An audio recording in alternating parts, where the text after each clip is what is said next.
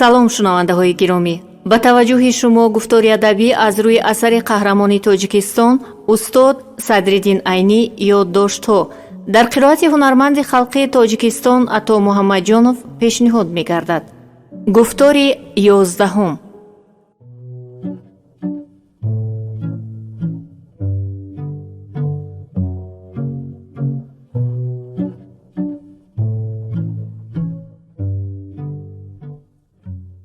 بعد از فرصت ابراهیم خواجه آمد. به سر او سلاش نبود و جامه رویش در دست و تر بود. ما از وی احوال پرسیدیم. او گفت وقتی که از طرف وابکندیان و غژدوانیان دو طرفی 4 طرف به میدان در آمد، من به 2 طرف باز غژدوانی نزدیک رفته آنها را دعا کردم. خدا شمایان را از آفت طرف نگاه دارد و الهی از این میدان مردان غالب برایتان گفتم. یکی از آنها گفت اگر ما بیشکست برایم من به شما نظری درست میدیم. من آن جوان را دوباره دعا کردم، اما فرصت از میان نرفته طرف او پاش نزد. از 2 پایش مجروح شده به زمین افتاد و لباسهایش هم در گرفت. مردم او را و چند کسی دیگر را که در وقت پاش نزدن طرف لباسشان در گرفته بود برداشته برده به حوض انداختند. یک وقت دیدم که جامه من هم سوخته ایستاده است. من هم زود جامه را از تن کشیده برده به آب حوض انداختم. سله‌تان چی شد؟ گفته حامد خواجه از تقاعیش پرسید.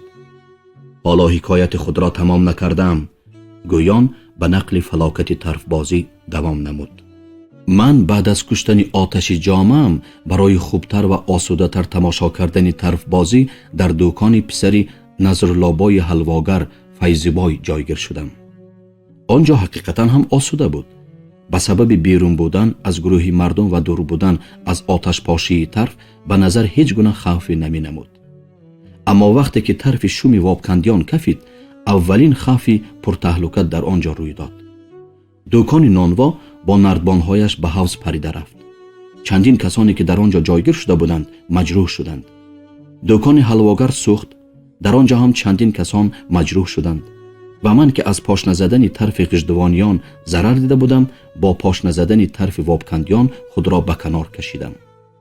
اما بعد از کفیدن طرف وابکندیان کسی به من گفت که اکمالله سله‌تان سوخته ایستاده است.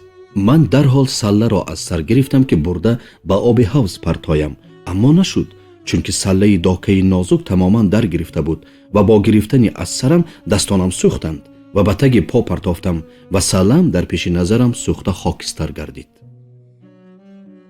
نظر به قول ابراهیم خواجه دستان جوانی وابکنده که طرف در دست او کفیده بود از بندهایش جدا شده است و بقیه دستانش تا بازوانش سوخته است. خودش بیهوش افتاده است. او را برداشته بردند. حالا از زنده بودن یا مردن او خبری نبوده است. من یک حکایت طرف بازی غژدوان را که در وقت کلانسالی من در بازار شب رمضان در رسته غژدوان برپا شده به هلاکت آدمان بسیاری سبب شده بود در احمد دیوبند نام اثر خود نقل کردم. ما به منزل رفته خوابیده پگاهانی باز به سیرگاه آمدیم. در سر حوض آن زینت دیروزه دکانداران نمانده باشد هم به هر حال اثرهای سوختار را برهم داده 1 درجه به ترتیب در آوردند. ما در چایخانه سرحوض به چای نوشی نشستیم. نمد و گلیم های چایخانه هم پارچه پارچه شکل سایه درخت سفیددار را گرفته بودند.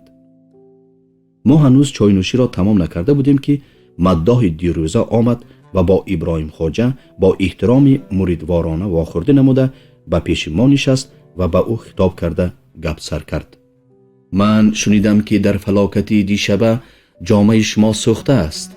بنابراین یکی از بهترین جامه هایی را که در معرکه دیروزه با برکت نفس شما به این دعاگوی آمده بود هدیه گویان به شما آوردم و قبولش را التماس می نمایم. گفت و بسته ای را که در دست داشت به پیش ابراهیم خواجه گذاشت. ابراهیم خواجه: در کار خیر حاجتی هیچ استخاره نیست. گویان جامه را گرفت و مداح رفت و بعد از پیش ما دور شدن مداح ابراهیم خواجه به من نگاه کرده گفت: دیدی نتیجه تنگی به من داده دیروزم را؟ پول من هم مانند پول سودخوران زیاد شده به خودم برمیگردد. ما بعد از چای‌نوشی به تماشای خرتازی رفتیم. در راه کلان طرف شرقی سیرگاه که از دهنه بازار گاو تا مدرسه چوبین وسیع و راست می رفت، خرتازی پایگاه خرها برپا شده بود.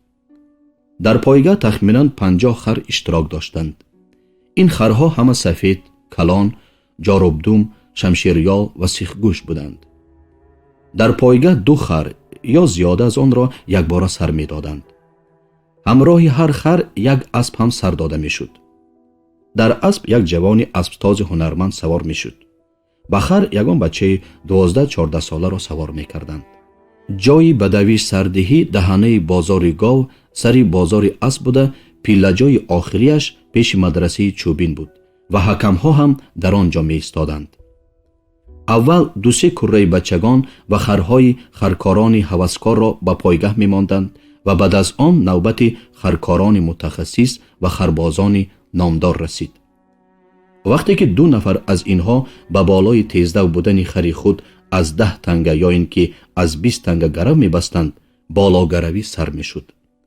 بالاگروچیان هر کدام تیزدو بودنی یکی از این خرها را دعوا کرده بین خود از 20 تنگه، 50 تنگه، حتی از 100 تنگه گرو می بستند.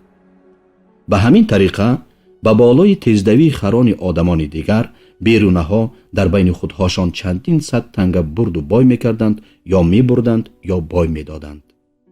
در آخر کار استم خرخور نام یک خرباز پرلاف و باد به میدان در آمد. خری او خیلی کلان و فربه بود.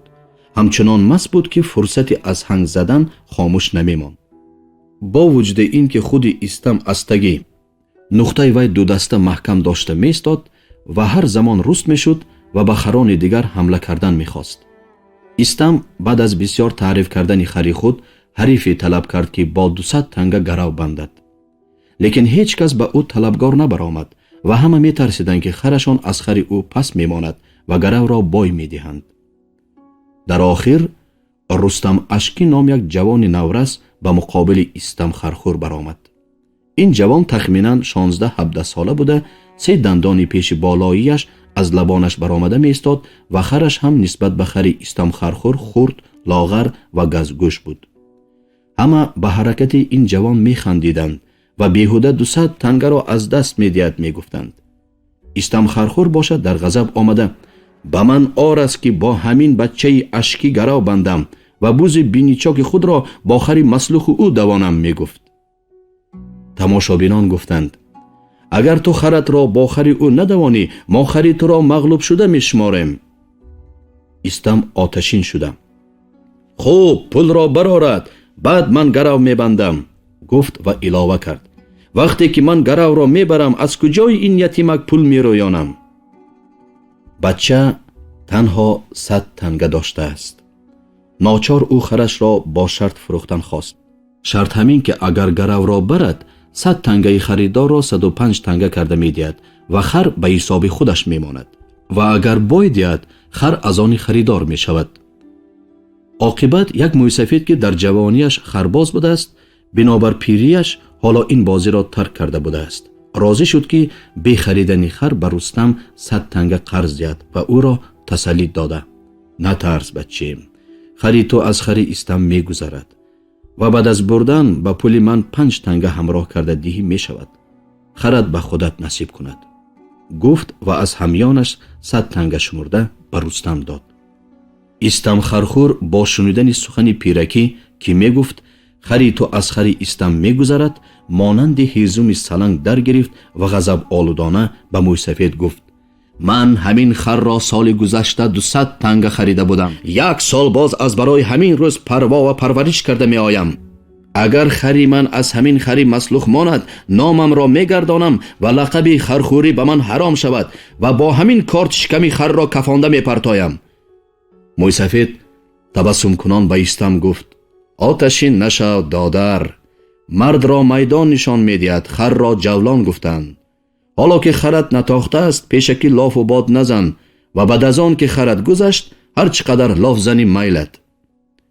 پایگاه 2 خر سر شد. хари истам ҳаллос занон пеш гузашт. рустам хари худро ба ягон бачаи беруна надода худ савор шуда буд. ӯ ҷилави харашро кашида аз паси хари ҳариф мерафт. истам саллаи худро ба осмон ҳаво дода фарёди шодиёна мекашид. ҳамин ки ҳар ду хар нимаи майдонро тай карданд, рустам ҷилави хари худро сар дода овоз дод: ай ҷонивар, мондаатро гир! хари рустам чорпокунон ба хари истам расида гирифт. ҳар ду хар аз назари тамошобинон ғоиб шуданд. баъд аз фурсати ҳакамҳо омада гузаштани хари рустамро хабар доданд. рустам ҳам бо хари худ омад, аммо дар чеҳраи ӯ аломати ғалаба набуд. истам бошад ба ин мағлубият тоқат карда натавонист ва якакорди худро аз ғилоф бароварда то гулбандаш ба шиками хари худ фурӯ зад. хар ба замин афтод ва мӯйсафед ба истам гуфт: харат ҳеҷ гуноҳ надошт. ай ба худат буд ки ту ин ҷонаварро хонфарбеҳ карда будӣ. бояд ба шиками худ корд мезадӣ. тамошобинон ба ин аҳволи ваҳшиёна нафрат карда пароканда шуданд. мо аз бозори асп ба майдони бозори гӯсфанд рафтем ки дар он ҷо тагалҷангандозӣ мешудааст. дар он ҷо ҳам монанди хартозӣ дар тагалҷангандозӣ ҳарифон бо якдигар гарав мебастанд ва тамошобинон боло гарав мемонданд ки дар натиҷа маблағи бисёре бурду бой мешуд. дар охир як тагалеро ки тамошобинон дунбаи вайро 1.5 пуд тахмин мекарданд, ба ҷанг дароварданд. дар вақти ҷанг бо зарбаҳои сахт ки тагали фарбе ба муқобили худ мезад, дунбааш аз ҳад зиёд ҷунбиш хӯрда кафид ва соҳибаш маҷбур шуд ки он ҷонварро сар бурида гӯшту равғанашро бо нархи оддӣ фурӯшад. бо ҳамин сайри як шабу рӯзии дарвешобод тамом шуд ва ман аҳд кардам ки дигар ба сайри дарвешобод наравам, чунки дар он ҷо ягон тамошои дилхушкунанда набуд. парвардигорхоҷа. дар деҳаи соктарӣ аз миракониён қори маҳмуд ном касе буд. ӯ як шахси ширинкор, хушгап ва ҳозирҷавоб буд. падараш ӯро дар хурдсолиаш барои ҳифз кардани қуръон ба қорихона монда будааст ки сифати қоригӣ ба ӯ ба ҳамон муносибат дода шудааст. ӯ баъд аз калонсол шуданаш ба хидмати сипоҳигарӣ даромада дар пеши ҳокимони вилоятҳои амирӣ шогирдпешагӣ кардааст. баъд аз чандин сол дар ин кор будан ба деҳа баргашта эшонӣ ва дуохониро пеша карда буд. рӯзе ман аз вай пурсидам: сабаб чист ки шумо сипоҳгариро тарк карда эшониро сар кардед? ва ҳол он ки сипоҳигарӣ ҳарчанд хурд ва ба дараҷаи шогирдпешагӣ бошад ҳам дар вай як нав ҳокимият аст, аммо эшон ва дуохон ҳарчанд калон бошад ҳам кори ӯ маънан як нав гадоӣ аст. ӯ ҷавоб дод: ғараз аз тушбера гӯшт хӯрдан гуфтаанд. одам хоҳ сипоҳигарӣ кунад, хоҳ эшонӣ ва дуохонӣ, мақсад як лаб нони бемеҳнат ёфта шикамсер кардан аст. аммо сипоҳ ҳарчанд ҳокимият мекунад ва мардум маҷбуран ба фармони вай итоат менамоянд, ӯро ҳама золим медонанд ва аз шумшакли ӯ безоранд. хусусан шогирдпеша ки олати рӯйрости зулми амиру вазиру ҳоким аст, мардум аз вай бисёр нафрат доранд. ҳарчанд аз бозхости ҳукумат тарсида ба ӯ итоат мекунанд, агар даст ёбанд ӯро накушта намемонанд. ман дар натиҷаи 10 сола шогирдпешагии худ ин маъниро дуруст фаҳмидам. аммо эшонӣ ва дуохонӣ як пешаи бисёр осуда аст. эшон ва дуохон ҳарчанд дар пӯст кандани мардум аз сипоҳ фарқ надорад, лекин ӯ ҷони касро бо пахта мегирад ва дар дасти ӯ гирифтор шудагон ҷон додани худро нафаҳмида мемонанд. ба болои ин на танҳо ӯ нафрат намекунад, балки ӯро халоскори худ дониста ҳамеша ба вай ихлос ва муҳаббат арз мекунанд. бинобар ин ман аз он пеша ба ин пеша баргаштам. дар деҳаи мо убайдхоҷа ном як мираконии дигар буд. ӯ як одами бечораи номуродӣ буд. ӯ дар дунё ҳеҷ орзуву ҳавасе надошт. аз моли дунё 4 таноб, 1 гектар замин ва 1 зардолузор дошт ки бо даромади ҳаминҳо бечоравор зиндагонӣ мекард. на сипоҳигарӣ мекард ва на эшониву дуохонӣ. аммо ӯ сипоҳиён ва эшонону дуохононро бисёр дӯст медошт. ӯ дар бораи адолати золимтарини ҳокимон و کرامات باسوادترین و فریبگرترین ایشانان حکایت ها ساخته و بافته می گفت. اگر کسی به گفته های وی گوش اندازد، یک روز تمام هم در این باره حکایت کرده می توانست. قاری محمود حکایت های عبید خواجه را گوش می کرد، او را مسخره می نمود و با فکت های به همه معلوم دروغ بودن گفته های وی را به پیش مردم فاش می کرد و در آخر: برادر، تو فاسق محروم می باشی. اگر تو سپاه می بودی یا اینکه دعاخوانی می کردی، من تو را با این حکایت های دروغت عیب نمی کردم، چون که غیر از من هیچ عرب نمی گوید که دوغ من ترش است. اما تو مداح بیمزد منت سپاهیان و ایشانان و دلال معصیت آنان می باشه که این احمقی است. روزی من در لب جوی مزرنگان که از درون دیهه ما می گذشت نشسته بودم. قاری محمود سواره آمده به آن سوی جوی فرامد و اسبش را به حوله از سر داده خود به لب جوی در روبروی من نشسته دستش را شستن گرفت. من از کجا آمدنش را پرسیدم. از دیهه آبکینه، از جنازه کسی، گفته جواب داد. در وقت بیماری آن مرده به سر بالینش باید برای خواندن هم رفته باشید؟ گویان پرسیدم. البته رفتم، خواندم، نظرش را هم گرفتم و امروز گرانده آمدم. گفت وقتی که دیدن دعای شما به بیمار تأثیر نکرد و او مرد، با همه این از شما اخلاصشان نگشته به جنازه خبر کردند؟ گفتم من. مردمان عوام عجب خصلتی دارند. گویان او دوام نمود. مردشوی را که غیر از شسته دادن مردهشان هیچ عیبی ندارد، شون پای قدم گویان به جنازه راه نمیدهند.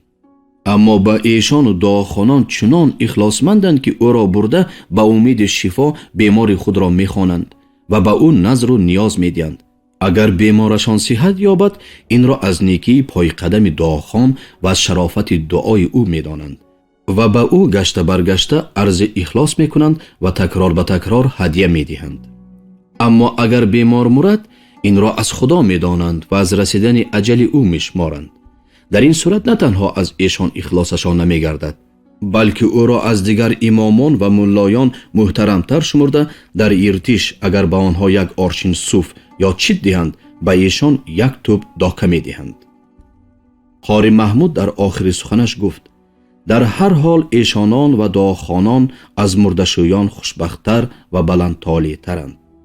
من این صحبت قاری محمود را در داخونده در باب جنازه در مصاحبه حاجی یعقوب بای با ایشان سلطان خان مضمونا دادم. در دیهه در بین جوانان کلانسال گشتک می رفت. در یکی از آن گشتک ها یک شب قاری محمود را بنابر خوشگپیش و سید اکبر را به سبب طلبه مدرسه بخارا بودنش به مهمانی خبر کردند. همه مهمانان بیرونه و اعضایان گشتک در سر شام در جای مهمانی حاضر شدند. اما سید اکبر شاید برای اثبات کردن کلانی خود باشد که عادتا کلان ها در مجلس ها دیر می آیند تا 2 ساعت از شب گذشتن نآمده است. مهمانان که همه یار و جوره یکدیگر می باشند به صاحب خانه گفتند: اگر چیزی خوراک تیار کرده باشی بیار که از گرسنگی به جان آمدیم. اگر چیزی نداری روی راست گوی که ما به خانه خود ما رفته چیزی خوریم. صاحب خانه در جواب گفته است: همه چیز تیار است، اما من به آمدن سید اکبر خواجه نگرانم که آن کس را دعوت کردم. باید باز اندک منتظر شویم. اما بعد از انتظاری بسیار باز سید اکبر خواجه نیامده است و ضیافت به او گذشته است. فردای آن شب در سری کوچه در قطار مردم سید اکبر خواجه هم نشسته بود که قاری محمود آمد و از سید اکبر سبب دیشب به گشتک نرفتنش را پرسیده گفت: یک مهمانخانه آدم از 2 ساعت زیاد به شما نگران شدند، اما شما نرفتید. این خوب نشد. من رفته بودم، گفت سید اکبر، اما ندر آمده برگشتم. چرا؟ قاری محمود تعجب کنان پرسید. زیرا صاحب خانه که سواد ندارد مرا نامبر کرده فلانی تا حال نیامد گفتنش را با گوش خودم شنیدم. نام مرا که طالب علم مدرسه های بخارا می باشم به زبان گرفتن یک آدمی بی سواد مگر در حق من بیادابی نیست؟ بنابراین ضیافتش سرش را خورد گویان از پس دری مهمانخانه‌اش برگشته آمدم. قاری محمود قاه قاه زنان خندیده گفت: برای هر کس و هر چیز یک نام لازم است که هیچ نباشد در غیب آن کس و آن چیز آن نام را به زبان گرفته از وی گپ زنند. اکنون که شما از نام پدرتان به شما داده آر میکردگی باشید، به شما یک نام بسیار کلان میدهیم که از وی آر نکنید و با گرفتن آن نام شما را فهمیم. این نام به فهم من پروردگار خواجه است که نام خداست و در دنیا از این نام کلانتر نامی نیست. از بس که به پروردگار که نام خداست برای شما یک کلمه خواجه هم همراه می شود، از نام خدا هم کلانتر می شود که به شما بسیار مناسب است. همه در خنده شدند. سید اکبر شورید، اما به جماعت چیزی گفته نمی توانست. ناچار در غضب شده از جایش خیسته به خانه خود رفت و چندین روز به کوچه به میان مردم نبرآمد، لیکن عنوان پروردگار خواجه به او مخصوص شده ماند.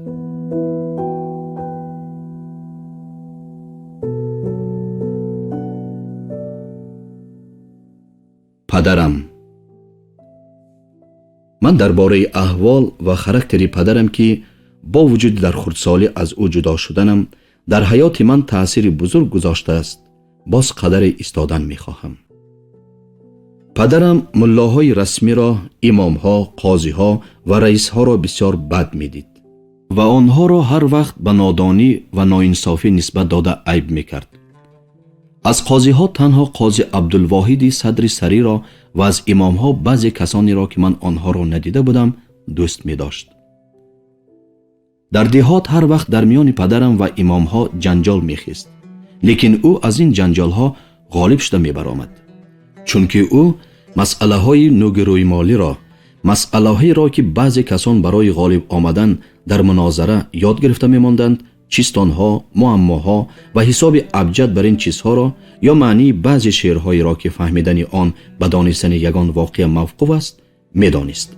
ملاهای رسمی دهات باشند این گونه چیزها را نمی دانستند. بعضی آنها حتی سواد الفبایی هم نداشتند. انا با این گونه مسئله ها او ملاهای دهات را مغلوب می کرد و نادان گفته در پیش رویشان تحقیر می نمود. مردم دهات خصوصا زنان قاضی ها را بسیار بد می دیدند. از دهه ما هم یک قاضی برآمده بوده است که من او را ندیدم، اما فرزندان او را من دیدم که آنها را قاضی بچه ها می گفتند. مردم دهه ما انا همان قاضی را زیادتر بد می دیدند. بیشترین زمینان خوب ساکتری و سیدکند در دست اولاد همان قاضی بود. در طرف شمال دهه ساکتری یک قطعه زمین زردالوزار بود که وی را چارباغ قاضی می نامیدند. در وقتهایی که من یاد دارم زردالوهای آن چارباغ پیر شده از حاصل مانده بودند. قاضی بچه ها آن درختها را به انگشتگران فروخته بودند. انگشتگران در آن چارباغ چندین کره ساخته آن درختها را غلطانده سوخته انگشت کرده ایستاده بودند. در همان روزها زنی استاامک زنان دهه را به مناسبت به مهمانی خبر کرده بود. من هم به سبب خردسال بودنم همراه مادرم به آنجا رفته بودم، لیکن من بنابر گبدوس و کنجکاو بودنم همراه بچگان دیگر در روی صوفه بازی کرده نگشته در خانه در پهلوی مادرم جا گرفته در قطار زنان می نشستم. در بین زنان گپ به بالای قاضی ها رفت. یکی از زنان قاضی ها را کنده دوزخ نامید و قاضی ها چنان می سوزند که آتش دوزخ را از دودش زیادتر گرم می کنند می گفت. دیگری می گفت اگر خدا در دوزخ برای هر گناهکار یک کورپچوار جای معین کرده باشد، به هر یک قاضی در آنجا یک حولی ساخته می دهد که در و دیوار خانه و اسبابش همه از آتشند. زنی دیگر سخن او را تصدیق کرد، لیکن گفت او این به عامه قاضی هاست، اما به قاضی همدیهه ما غیر از حولی آتشی یک چارباغ آتشی هم ساخته دادن را خواسته است. سبب همین است که خدا فرزندان او را وادار کرده است که چارباغ او را به انگشتگران فروشند. انا همین آتش هایی که از کره ها برآمده رفته ایستادند به آن دنیا رفته به آن چارباغ آتشی صرف می شوند. مادرم که با شنیدن از پدرم قاضی عبدالواحد را دوست می داشت به گپ همراه شده گفت به فهم من قاضی عبدالواحد به جنت می رود، چون که او را عادل می گویند، خصوصا از نو کناندن رود شافرکام را که سبب آبادی 1 تومن شد باید باعث بخشایش خدا گردد. زنان دیگر به این فکر مادرم همراه نشدند و زنی که به قاضی همدیهه ما از دوزخ یک چارباغ آتشین تخصیص کرده بود گفت: بعد از قاضی شدن عادل شدن ممکن نیست. اگر قاضی عبدالواحد در وقت قاضیگی خود کارهای خوب بسیار کرده باشد، نهایت از چارباغ و از حوله آتشین دوزخ خلاص می شود. لیکن در هر حال هیچ نباشد در قطار گناهکاران دیگر یک کرپچه بر این جای را از دوزخ می گیرد. یک زن دیگر حبیبه را به رازگی پدرش نکاح کردن قاضی مذکور را یکی از کارهای بدی او شمرد. حکم این زنان درباره قاضی عبدالواحد به من معقول نشد، چون که من او را در ملاقات نخستین دوست داشته بودم، خصوصا بعد از آن که او حبیبه را به جانانش رسانید. باز هم او را دوستتر داشته و بعد از آن که شاعر بودن او را فهمیدم، محبت من نسبت به او از حد زیاد افزوده بود. دلم نمیخواست که او در آتش دوزخ سوزد. بنابراین من این مسئله را از پدرم پرسیدم. او مانند زنان برای قاضیان از دوزخ حولی و باغ ساخته ندید، هم آنها حرام خورند، آنها ظالمند و آنها در میان امیر و مردم دلال معصیت می باشند. بنابراین آنها از روی قول خدا و رسول باید به دوزخ روند گفت. پدرم دیندار بود. او به خدا و رسول، به قیامت و به دوزخ و بهشت اقرار بود. وقتی که من درباره قاضی عبدالواحد فکر او را پرسیدم، خدا رحمت کند، او آدمی خوب بود. قاضی عبدالواحد همان روزها وفات یافته بود. باید او جنتی باشد و من هم در پس هر نماز در حق او دعای خیر می کنم. گفت و نیکی‌های به مردم کرده او را یگان یگان شمرد، اما در قطار نیکی‌های او شاعر بودن او را یاد نکرد. یکی از نیکی‌های او باید شاعر بودنش باشد. گویان من این صفت او را به یاد پدر آوردم. پدرم به این سخن من خندید و بعد از آن وضعیت جدی گرفته گفت: شعرگویی همیشه و در همه کس صفت نیک شدن نمی گیرد.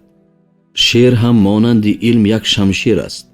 اگر با شمشیر آدمی بد را، دشمن را کشی خوب است، اما اگر با شمشیر یگان آدمی عادی کشته شود، خونی ناحق می شود. کشنده را کشتن لازم می آید. شعر هم اگر به نیکی کار فرموده شود خوب است، اما اگر به بدی کار فرموده شود از وی بدتر چیزی نیست. من از این تفصیلات قناعت بخش پدر جسارت پیدا کرده به پسر کاسگر به رضاگی پدر و مادر نکاح کردنش حبیبه را به یاد او رساندم. این کار او خوب بود یا بد؟ گفته پرسیدم. نکاح دختر و پسر کلانسال با رضایی خودی آنها موافق شریعت است. این کار را هر قاضی هم می کند. اما فرق در این جاست که قاضی های دیگر بعد از نکاح کردن دختری گریزه جنجال های را که در پی آن کار می براید پرسیده سبب خرابی آن خاندان نوابات می شوند، چون که از این کار در آنها درآمد بسیار می شود. نیکی قاضی عبدالواحد در این کارش در این جاست که بعد از نکاح کردن حبیبه دعوایی را که ارباب ها تیار کرده بودند نپرسید و دعواگرهای ساخته را پیش کرد. این کارش البته خوب است.